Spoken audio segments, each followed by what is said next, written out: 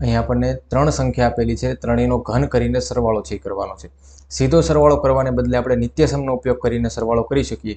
નિત્યસમ છે કે જો a plus B plus C is equal to 0 થતો હોય તો આની કિંમત છે એ 3 ગુણ્યા a ગુણ્યા બી ગુણ્યા સી જેટલી થઈ શકે. બરાબર છે. તો ચેક કરીશું a વત્તા બી વત્તા સી 0 થાય 2 અને વત્તા 5, 2 ને 5 7 અને અહીંયા -7, 7 - 7 જવાબ આવશે 0. જો a પ્લસ બી પ્લસ સીની કિંમત છે 0 આવતી હોય તો એનો નિત્યસમ થશે 3abc.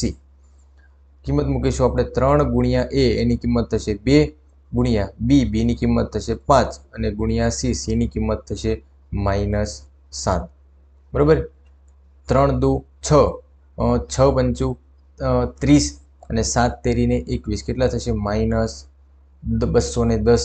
તો આ થશે નિત્યસમનો જવાબ.